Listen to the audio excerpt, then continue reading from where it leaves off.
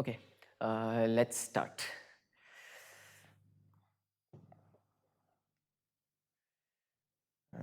Just a moment.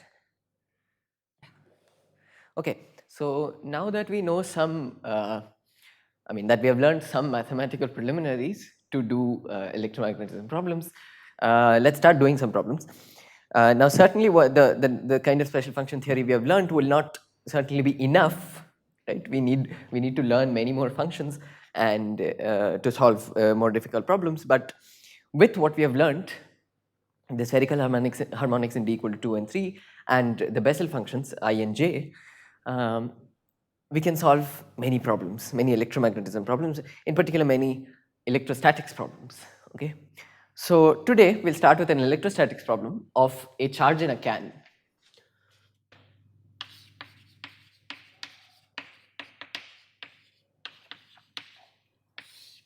Okay, so the setup is as follows. You have a cylindrical metal can, okay, which is grounded, which basically means that the electrostatic potential on the cylinder is 0, okay, and the cylinder is of length L and radius A, okay. So in some coordinate system, this plane is z equal to 0, this plane is z equal to L, and this surface, the cylindrical surface, is rho equal to A, right, where rho is the cylindrical coordinate. So rho, phi, and z will be my cylindrical coordinates. Okay, so, and just a minute.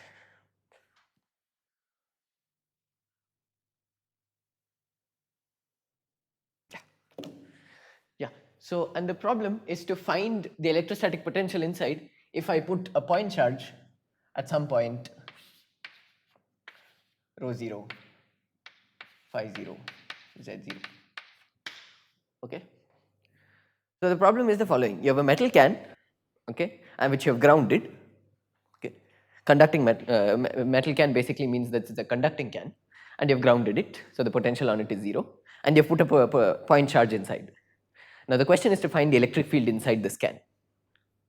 Okay, it's similar to thinking about a cylindrical room, okay, and you put a point charge in the middle of the room, and the room is made of metal, and you're asking for the electrostatic potential or the electric field inside this room.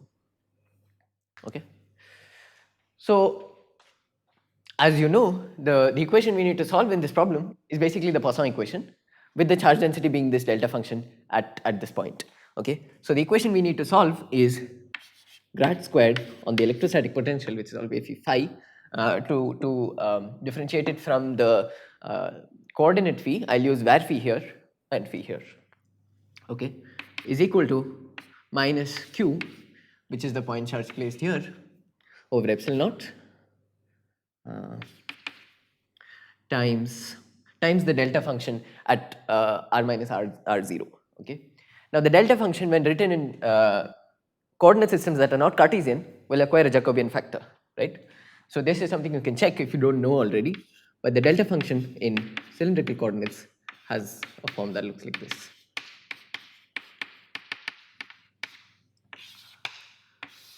Over rho. Okay, and again I'm using var rho for the cylindrical coordinate because this is a script rho, if you may, because I want to reserve the usual rho for charge densities.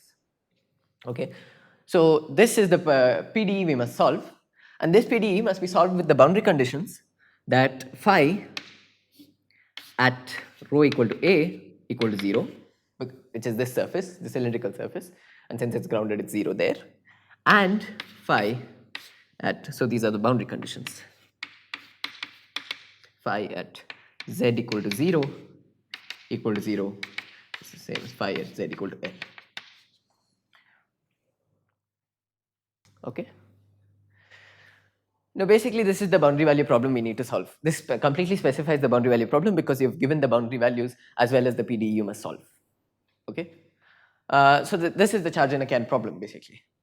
But before going to solve this problem analytically, I should note that this boundary value problem is more universal than the problem of a charge in a can. For example, if you were solving the problem of the intensity of sound in a cylindrical room with a tiny speaker in the middle of the room or somewhere in the room, you'll basically be solving the same problem, right? Because you'll get the same equation there. The point source there is the source of sound, and if you're solving for how loud it will be at any point in this room, you have to basically solve this Poisson equation, right, with the same boundary conditions, because the boundary conditions basically mean that the air, the vibrations in the air is the sound, so the vibrations in the air at the boundary will be 0, at the boundary of the room, because the room is, the walls, at the walls, near the walls, nothing changes. Okay, at the walls, nothing changes. Okay, so this will be a crucial observation while solving many electromagnetism problems, because you can use intuition from another different area in physics. You can use fluid dynamical intuition to solve electromagnetism problems, and vice versa, right? So this reformer, which is solving electromagnetism problems using fluid dynamical intuition, is in the style of Faraday, right? Because electrostatic, electromagnetic field lines, for example, is like is an intuition that comes from fluid dynamics, right? So it becomes very, very important for us to keep this in mind, that once you've written down these boundary value problems, they are more universal. So once you've solved this problem and you find some answer for phi, it can be an answer for the electrostatic potential, but it can also be an answer for how loud the sound is, right? Okay, with that brief remark, let's start solving this. Now, there are many ways of solving it. Now, I will solve it in a certain way, and I will specify what I mean by there are many ways of solving it. Okay, so first let's note that for z not equal to z naught, we should write a bit down.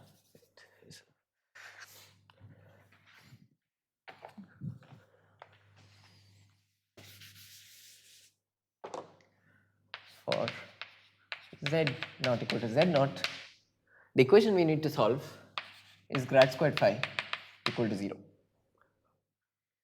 Okay.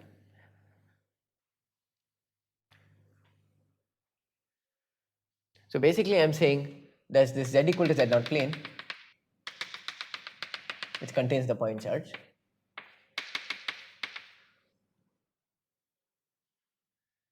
We should write like this. It contains that point charge, and above that plane and below the plane there are no charges. So basically you're solving a Laplace equation, right? So then you can write down the solution of the Laplace equation above and below. Let's say for z greater than z naught, or before doing that. So this Laplace equation basically becomes a Laplacian in the perpendicular, in the transverse directions, plus a Laplacian in the z directions, right? This is the usual thing, because if you write the Laplacian in cylindrical coordinates, you get a piece that has the rho and the phi dependencies, okay, and then a piece which just has a del z squared. That's all I've done here, and I've kept that rho and phi dependent Laplacian piece as grad perpendicular squared to denote that it's the transverse Laplacian. It's the Laplacian along the transverse directions, the 2D plane on the transverse direction. Okay. Now you notice that this is familiar to us because you can do variable separation. So all you need to do is write phi of rho comma phi comma z as equal to phi perpendicular, which is the piece that depends only on rho and phi, and phi z. Okay. Now if you put this in there, this grad phi squared will only act on this and will give you phi z outside. Del z squared will only act on this, it will give you phi perpendicular outside. And then you divide that equation by phi itself, and you basically get 1 by phi perpendicular, grad perpendicular squared phi perpendicular, plus 1 by phi z, del z squared phi z equal to 0. Yeah. Now notice that this equation, the first term in this equation is simply a function of rho and phi, which is the transverse coordinates. This is obvious from the notation. This piece is only depending on the perpendicular coordinates, the transverse coordinates, and this piece only depends on the z coordinates. Okay. which means each of them has to be a constant, because if this were a function, which were some non-constant function of rho and phi, you will get some function of rho phi plus some function of z equal to 0. That's only possible if both these functions were constants, right? So this has to be some constant, this has to be another constant. So we will write those constants, and those constants have to add to 0. So those two constants have to be negatives of each other. So I will write 1 by phi perpendicular, grad perpendicular squared phi perpendicular as minus k perpendicular squared phi perpendicular, where k perpendicular squared is some real number, okay, which we have not fixed yet. It's some arbitrary real number. The solution so when you're writing the solution, you would have to sum over all k perpendicular, but the boundary conditions will determine what kind of k perpendiculars are possible. Okay, and 1 by phi z del z squared phi z equal to k perpendicular. Sorry, here I've basically taken that to that side, and so you get phi perpendicular squared there, and you can get phi z. Okay. Now I could have chosen to put this minus sign here. Okay. So that will give you. So this is what I mean by different. There are different ways of solving this equation, because if you put a minus sign here, the solution of this will become sine and cos instead of sinh and cos. Okay. And if you put the minus sign here, so for example, if there was no minus sign here, the solution of this is I, the Bessel I, right? But if there is a minus sign, the solution of this is a Bessel J, right? So those are different ways of representing the same solution. Okay. So the same solution can be written in terms of sine and I, sine and Bessel I. Actually, you need a Bessel K also in that way of writing it, but let's not go there. Or you could write it in terms of sinh and J. Okay. So since this I solution, this Bessel I solution requires a bit more mathematics to be learned, so maybe we'll come back to this solution later on, but for now I will choose k perpendicular squared on this. Okay, I'll not choose to put the minus sign here, so you'll get a sinh and you'll get a Bessel J. Okay, great. So now we can solve this equation. Okay, so the solution of this equation is just sinh and cos, right? Implying phi of z equal to a sinh cos x, a sinh k perpendicular phi z is z plus b sinh b cos k perpendicular z. Maybe I should write this.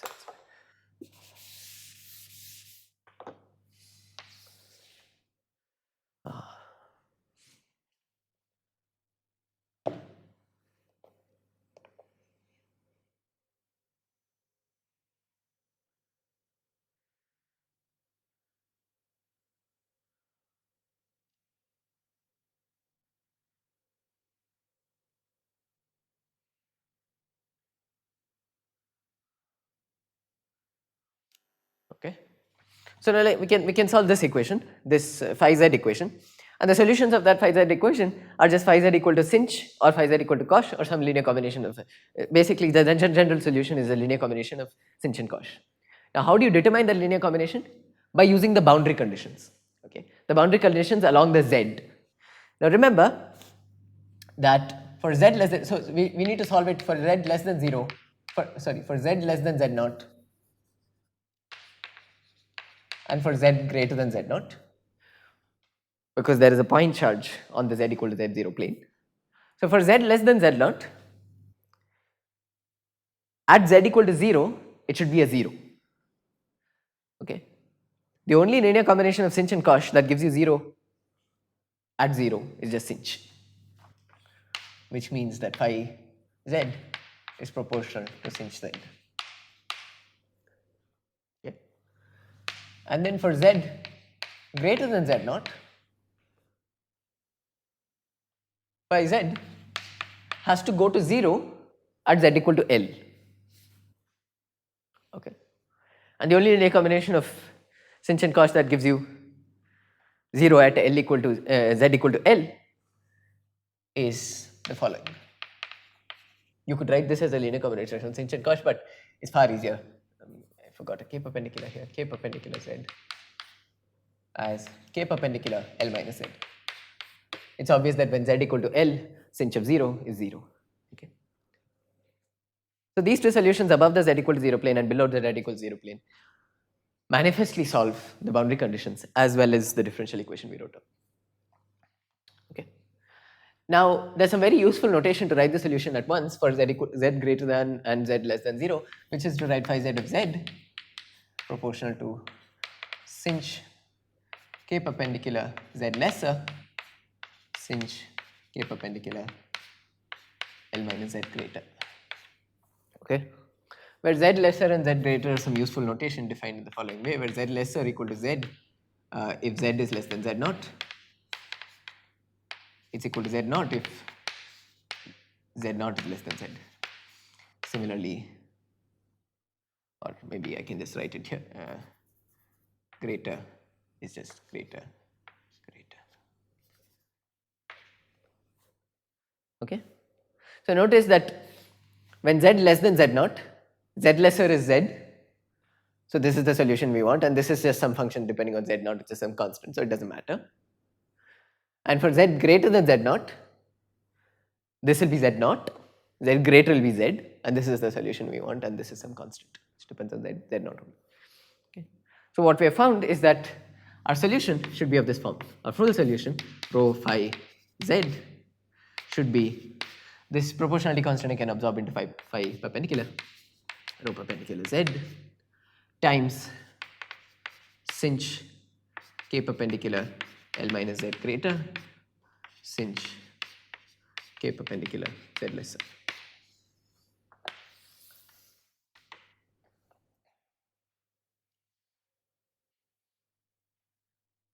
Yeah. Okay.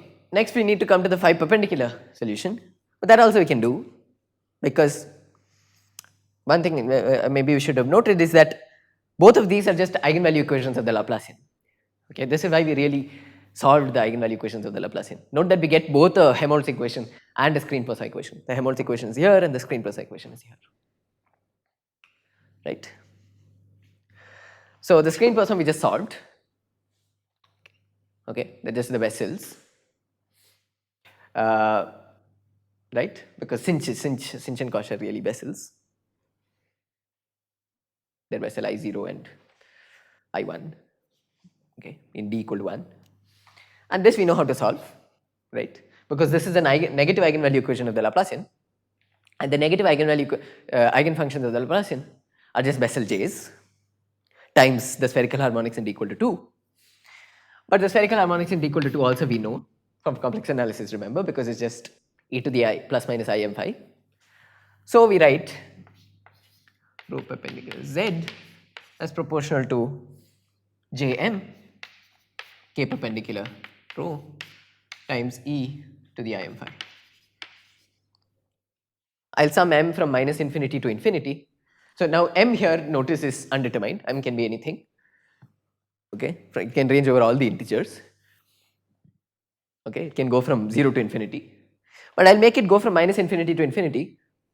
You can keep it from 0 to infinity, and eventually you'll see that it's more convenient to put minus infinity to infinity. And j minus m's are defined because j minus m's just becomes jm's.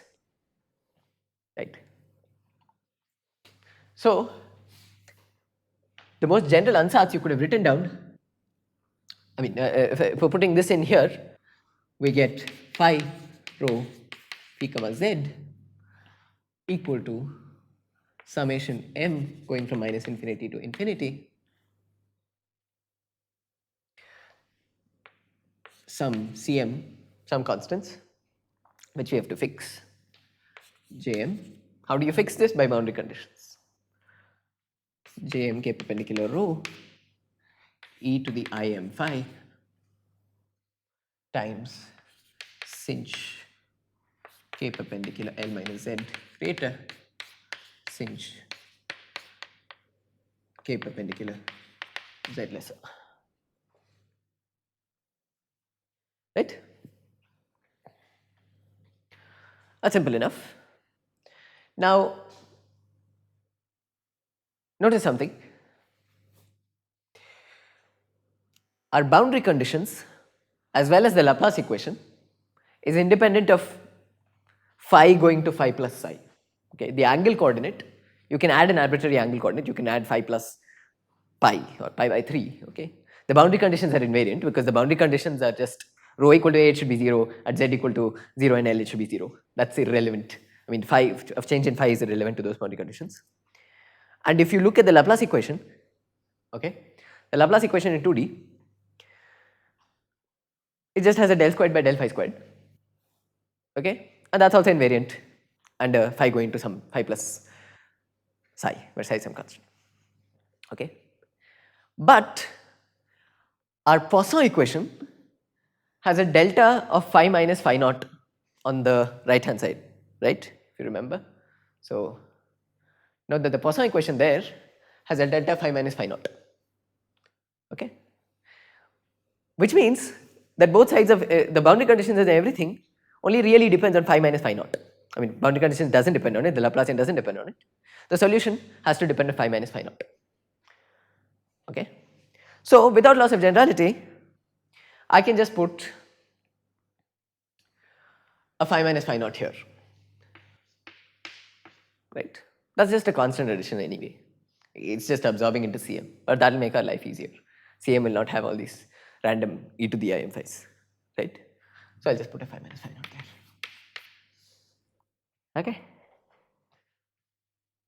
we are very close to the answer really. All we really now need to do is a Bessel function integral, so we'll do. Okay, great. Let's so now what are we left to do? We have used the Z boundary conditions, the top and the bottom of the can. Okay, that's what gave us the fact that it should be this product of sinh with a Z lesser and sinh with a Z, L minus Z greater. Okay, and gave you Bessel J's and sinh because of the Laplace equation, the Poisson equation. Sorry, the Laplace equation above the Z equal to 0 and below the Z equal to 0. Now, what information is left for us? We have the boundary condition on the cylindrical surface, as well as the fact that there is a point charge at Z equal to 0, okay, which is this discontinuity equation. So first, let's get rid of this boundary condition. Let's use this boundary condition up, okay, the cylindrical boundary condition. So we get Pc is that phi at rho equal to a equal to 0. Okay, that basically says 0 equal to some 0 equal to summation m equal to minus infinity to infinity Cm Jm k perpendicular rho e to the im phi minus phi naught. Sorry, rho is a sinh k perpendicular L minus Z greater sinh k perpendicular Z lesser, right? Notice that this equation can be trivially solved if you are looking at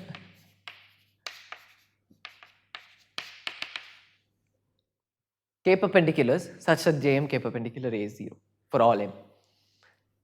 Okay. So basically, we need the zeros of the Bessel function, zeros of the mth order Bessel function, right? So let me denote by Z m n, okay, the zero of the mth Bessel function.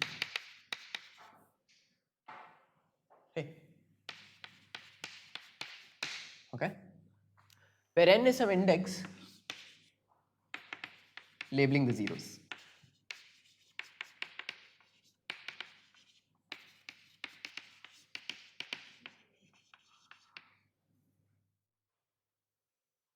Okay,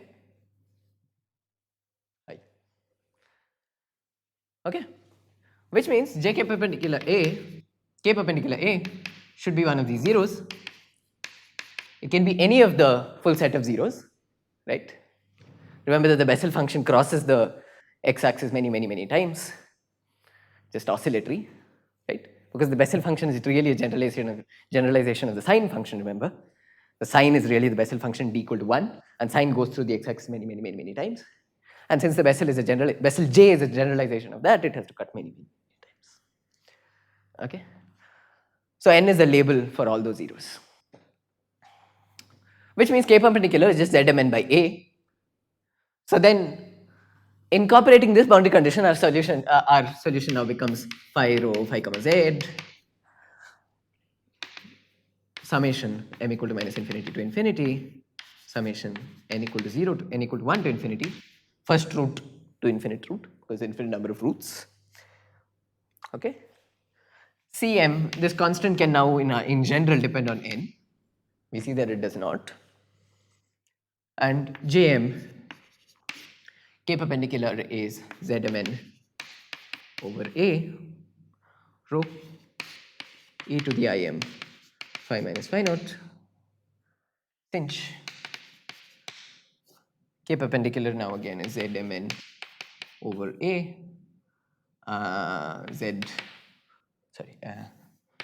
L minus z greater since zmn over a z lesser. Right? Take care of this correctly. Oh, sorry.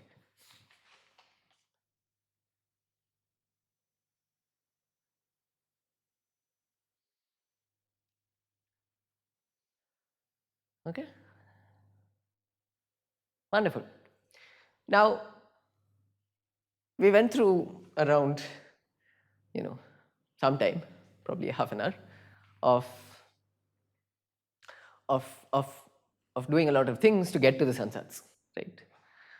But if you now have some practice with these problems, you could just directly guess the ansatz, right? That's the beauty of thinking about Bessel functions this way, as just solutions of eigenvalue problems. Okay, because you could have just said, oh well, z greater than 0, you just have to point charge a cylinder, z greater than 0 and z less than 0, it has to solve 1D Laplace eigenfunction equation, and I'll put positive eigenvalue on the z. Now since it has to go to 0 there and there, it has to be proportional to sinh. Okay, it obviously has to be proportional to this sinh, and this also because L minus z greater. Okay, when z equal to L, it has to go to 0. So this sinh you can just write it down. Okay, and then you say, oh well, now you look at the row problem, transverse direction, you have a negative eigenvalue problem. Negative eigenvalue problem is just Jm. So you just write Jm e to the im phi. And then you look at the row boundary condition, and you say that when rho equal to a, it has to go to 0. By the way, you could have put a Jm of something times rho by a, k perpendicular times rho by a, because and then you can say k perpendicular is dimensionless, and rho has a dimensions. Okay, the length scale along the rho direction is just a. Right? And then at rho equal to a, rho by a is just 1, and that Jm I'll say is 0, which means that the constant inside the argument should just be zmn, where zmn is the nth 0 of the Bessel function Jm. And e to the im phi has to come with the Jm because that's the solution, spherical harmonics times Jm. And I make it phi minus phi naught because the whole equation just depends on phi minus phi naught. So you can get this piece, and this piece. Okay? And for simplicity, while solving this discontinuity equation, I'll just put a q by epsilon naught here. And that's because the Poisson equation we have written down is linear. So it has to be, the solution has to be proportional to the source strength, so I can put a q by epsilon naught there. Okay? So now all we have left to do is to find the Cmn.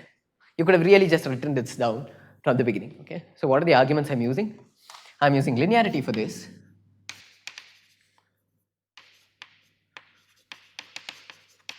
Linearity of Poisson. And then for this bit, I'm using negative eigenvalue problem along rho.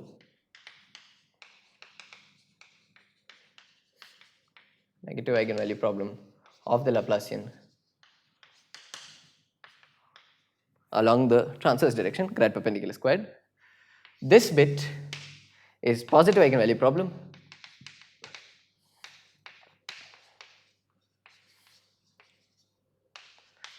along Z, okay, with BCs. This ZMN comes from the BC boundary condition phi at rho equal to A equal to 0, and this is because phi to phi plus psi symmetry or invariance, right, invariance of grad squared and BCs, and source is proportional to delta phi minus phi prime, phi 0. So you've gotten all those. You can just write down all these pieces by using these general arguments. And if you're using, so as, remember I had told you that you can also write this problem, write the answer to this problem in terms of sines and i's, in which case you'll be solving the negative eigenvalue problem. Here you'll put sine, right? Actually, I think you'll need, yeah, 2 sines. And then you'll have a positive eigenvalue problem here, so you'll have to bring in a combination of i's and k's, and exponentials will remain. The phi direction exponential will remain. Again, this will also remain. All you need to find is this. Okay. So this ansatz you can actually write down with some practice right from the beginning, and then all you're left to do is find this CMN, okay, which you have to fix by what kind of charge density you have on the z equal to 0 plane. Okay, z equal to z0 plane. Here we have a point charge, so we can do this integral rather easily actually. Okay, so let's do this integral. But I guess this much is clear. Okay. So how do you handle delta functions? You handle delta functions. So how do you handle delta function sources? You handle delta function sources by integrating around this delta function, around the source, right? This is what you do in quantum mechanics, for example. You write down a discontinuity condition for the derivative of the wave function. Okay, that's what we'll do here. Since we have grad squared phi equal to minus q over epsilon naught. Actually, just a minute. I think I should write epsilon naught, not where epsilon naught, because I want to reserve where epsilon for something else. Minus q over epsilon naught delta rho minus rho naught delta phi minus phi naught delta z minus z naught over rho. Now if I take, so say the point charge is here, okay, so this is the cylinder. I want to take a tiny cylinder,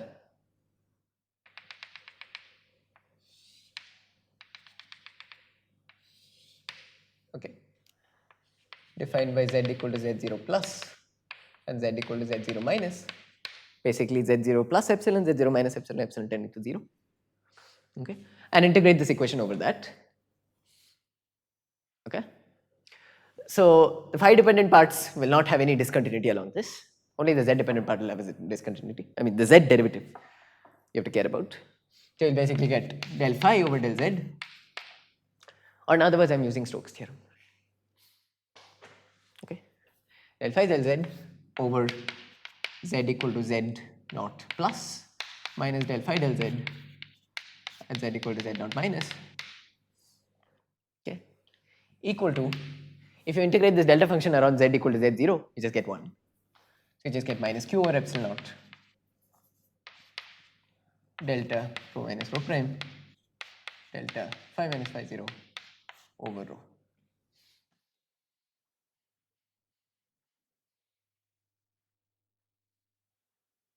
Yeah, great.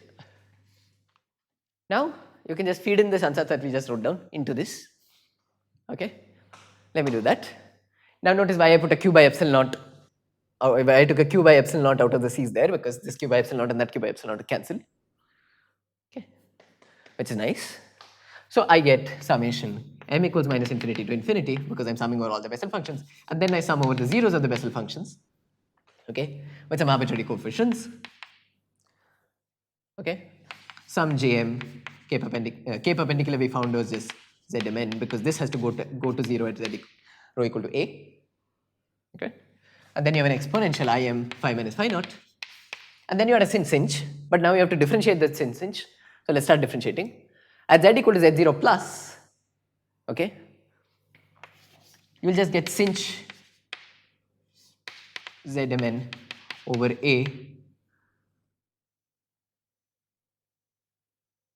L minus z, okay, and then sinh zmn by a z0, okay. We have to differentiate with respect to z, so basically we have to differentiate this.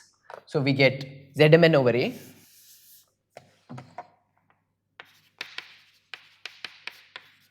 cosh, there will be a minus sign because L minus z, cosh zmn over a, I hope you can see this, yeah, times L minus z, and then you get the sinh, I hope I didn't miss this hyperbolic h, okay, yeah, zmn over a times z0, okay, minus del phi del z when z equal to z0 minus, so the smaller one is z actually now, okay, so you'll basically get sinh zmn over a L minus z greater is just z0, so this won't get differentiated. The other piece will get differentiated and will basically give us zmn by a, so you'll get zmn over a, and you'll get cosh zmn. I'm sorry that I'm using z for both the z coordinate as well as the zeros, but I think it's clear from all these indices that that has to be the 0. A times z. Okay, and this has to be equal to that. Okay, so this equal to maybe. Okay. Oh no! I removed the q by epsilon naught. So let me just write the equality. So this has to be equal to no q by epsilon naught. There's a minus sign. Delta rho minus rho 0. Delta phi minus phi 0 over rho. Yeah.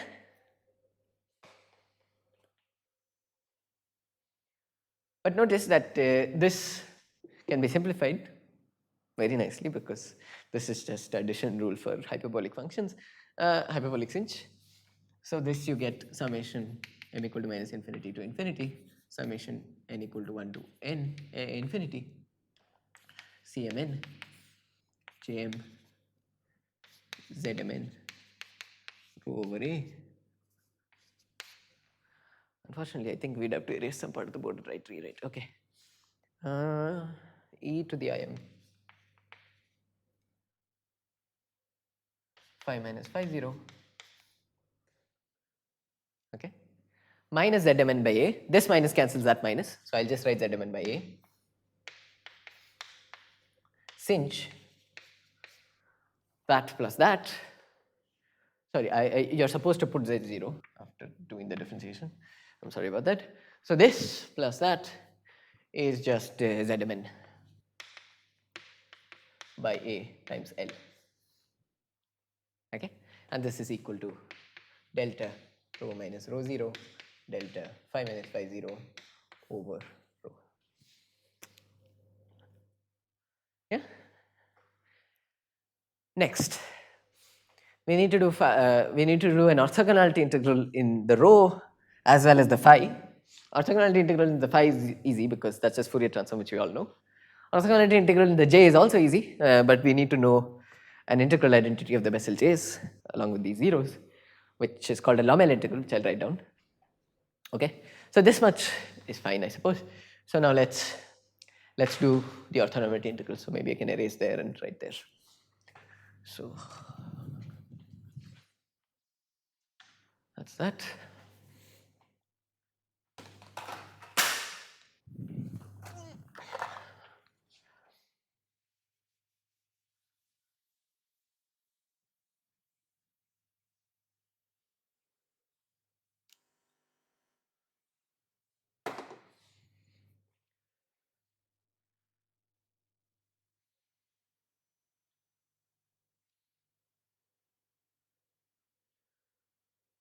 Right. So let me just write down that previous equation once again. So we have summation m equal to minus infinity to infinity. I hope you can see this. Maybe I can zoom in a bit.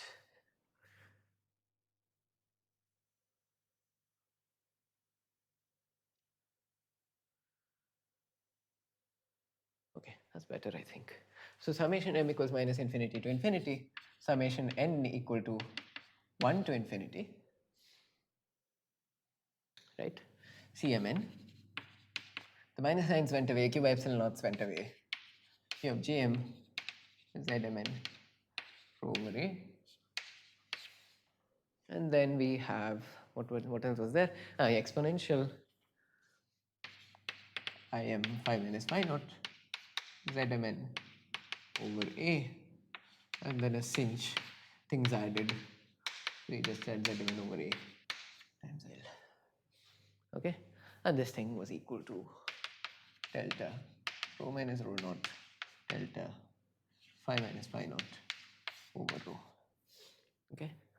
Now we will use an important result that come up very many times when you're solving such electrostatics problems with these Bessel zeros, okay, called a Lommel integral. There are two Lommel integrals. This is one of the Lommel integrals. Maybe I can use another color, yellow. Okay, so it's called Lommel integral.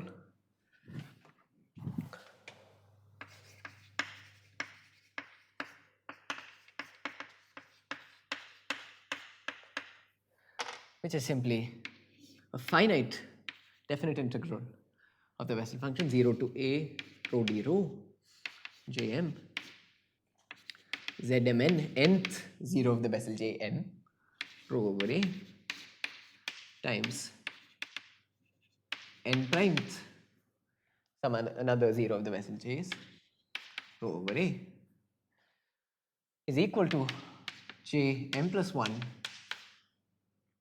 zmn squared over 2 delta nn prime. I think I got this correct. I think there is an a squared there, if I'm not wrong. Let me just check.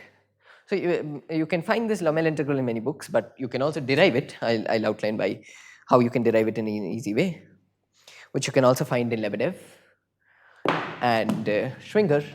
I don't quite like Schwinger's derivation of this result, and Jackson, of course, just writes it down. You can find it in Hafken also. But let me just check if what I've written down is correct. I don't want to make a mistake. Where is this? So you have, yeah, I think that's correct. Right.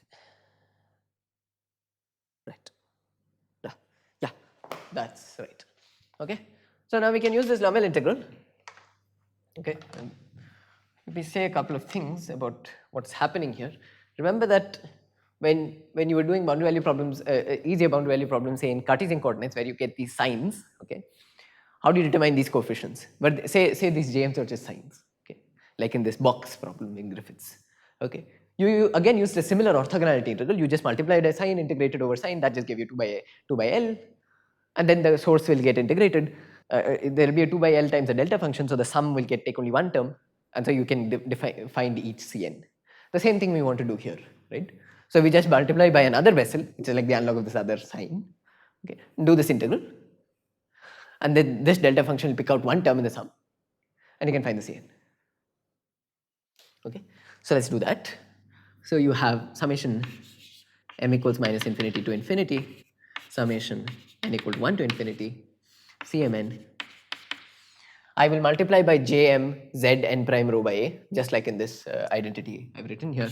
So 0 to a rho d rho jm zmn rho over a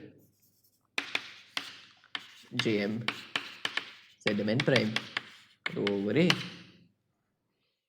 zmn over a cinch zmn n over a. Okay, and on the other side, again you have to do this delta function integral, but since there are delta functions, this integral is super easy. So you need to do 0 to a rho d rho delta rho minus rho 0 over rho times jm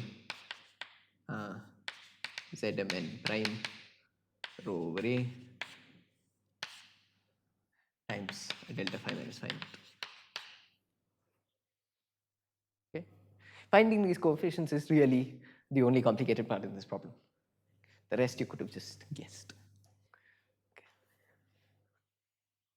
Okay, it's just work, hard work, I suppose. So these rows cancel, and so this becomes Bessel. These rows cancel, so the delta function just set rho equal to rho prime, and yeah, this also you could have probably written down n prime rho 0 over a. That's the right hand side. Okay. The left hand side, you use this identity. So this integral, let me put yellow braces around them. This integral is the same as that. Yeah, so it gives summation m equals minus infinity to infinity. We don't see that. Summation n equal to 1 to infinity cmn. This stuff is a squared over 2. That a squared gets rid of this a, so you get an a over 2.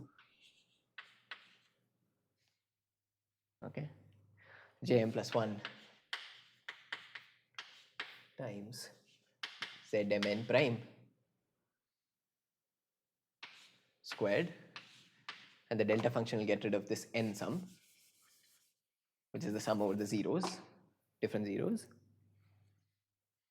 Okay, and this zmn I have to write down, zmn prime sinh zmn prime L over A, which is equal to this Jm Zn prime rho naught over A.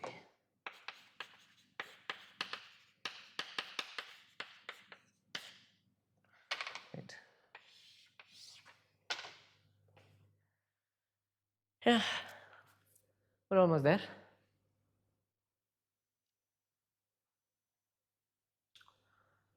Okay.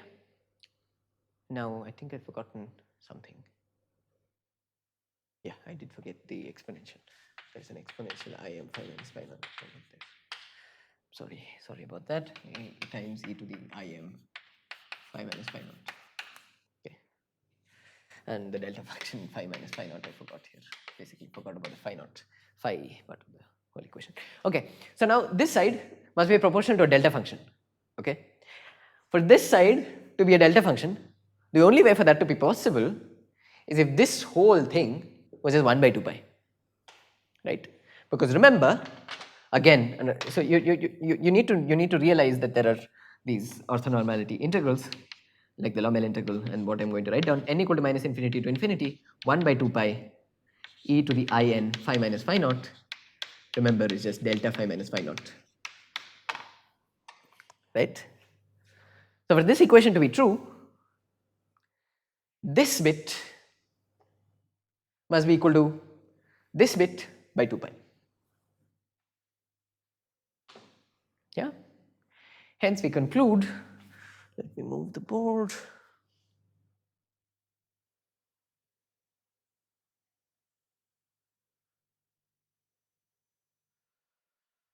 Hence we conclude that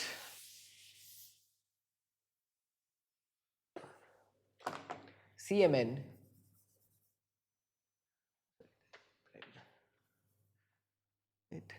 CMN, I'll use the variable n instead of n prime because n prime is more cumbersome. ZMN a over 2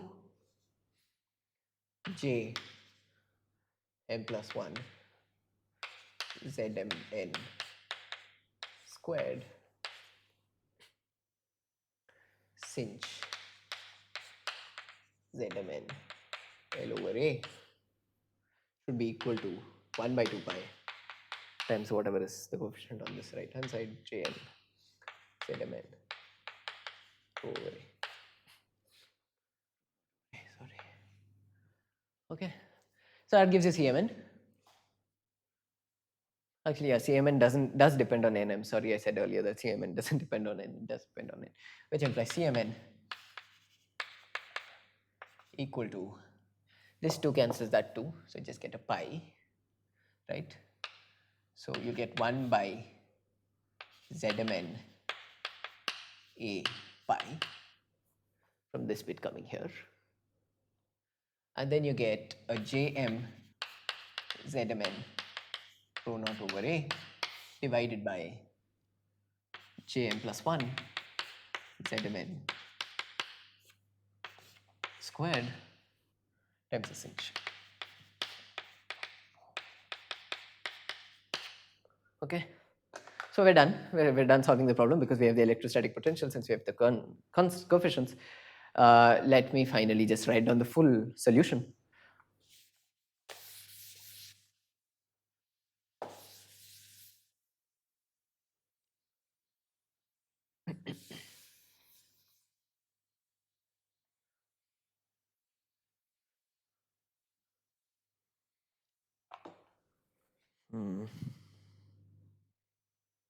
Okay. So using those constants, I can write the total phi, rho comma phi comma v z is equal to linearity gives q by epsilon naught summed over all m's, all orders of the Bessel function summed over all zeros of the Bessel functions. You can see that, right? Yeah, I guess so. Maybe I should write a bit below. Phi of rho comma phi comma c is equal to summation. There's a q over epsilon naught by linearity summation m equals minus infinity to infinity summation m equals 1 to infinity sum over all orders, sum over all zeros, Cmn, which I just found. Okay, I choose to write it in a certain way. I have the Bessel J zeros, Jm's, Zmn's, rho over A, and then part of the Cmn is just rho naught over A. So to maintain this rho to rho 0 symmetry, I write it like this, and that is normalized with this Zmn times A pi 1 by A pi Zmn Jm plus 1 Zmn squared times sinh Zmn over A L minus Z greater. Maybe I should write in the next line. So the Z part of the whole equation is just sinh Zmn over A L minus Z greater times the sinh Zmn over A Z lesser over this normalization piece. So it's just sinh Zmn over A Zmn L over A. As a full potential phi, now you can differentiate this in cylindrical coordinates to get the electric field, which I'm not going to do, which I'll probably leave as an exercise. And then you can study what that electric field looks like. You can draw the electric field lines in some 3D plot within the cylinder and see what it looks like, which also tells you about the, yeah, I mean, once you physically interpret what phi means, it also tells you the loudness of the sound in the room with the speaker at rho 0 phi 0 z0. Okay, I think we're done. I think this is the solution. By the way, I should have probably mentioned that this is a Jackson problem. This is Jackson 7th ed problem 3.23. Okay. Now, if you look at this problem in Jackson has 3 different ways of writing this answer. 2 of which are these things that I mentioned during the solution, which is writing in terms of J and sinh, and other one is writing in terms of Ik and sine. There is another way of writing the solution actually, which is basically taking this and putting another sum and converting these sinches into sines, which also you can do. It's not very obvious to me how you would do that, but I'm sure that can be done because, for example, I mean, yeah, I mean, you can do it. If you're interested in doing that, and if you get stuck at some point, you can look at Lebedev for integral identities, these summoned identities. Yeah, let me probably check this answer. I think I should be correct. Yeah, that's right. Oh, I'm so sorry. I keep forgetting the phi part. So there is a e to the im phi minus phi naught. Yeah, that's vital, of course. Yeah, the rest I believe is right. Yes, that's the solution. Okay, so let's stop here. So what do we do today? Since we now know how to work with the spherical harmonics in d equal to 2 and 3 and Bessel J and I in all number of dimensions, we wanted to solve some electromagnetic. We wanted to see if we can solve some electromagnetic problems with what we know. And turns out you can solve this cylindrical problem. Actually, you can do much more. Next class, I'll do another problem with what we know now. Notice also that you can also use the same techniques to solve many other cylindrical problems. I put point charge in a cylinder, but you can use anything in a cylinder. You can put anything in a cylinder because basically for solving point charge is basically like giving you the green function for this cylinder problem. So you have the green function here. This phi I've written down is the green function for the cylinder problem. You can basically now put any arbitrary charge distribution in the cylinder and solve for it. That's like saying you have a cylindrical auditorium, which is probably a very bad shape for an auditorium, cylindrical shaped auditorium, and you put speakers at arbitrary points. Now you would ask, if you sit at some point, how loud is the sound? Will you deafen yourself? That's basically using this green function, using that source distribution, convolving and integrating. Okay, so let's stop here. Thank you.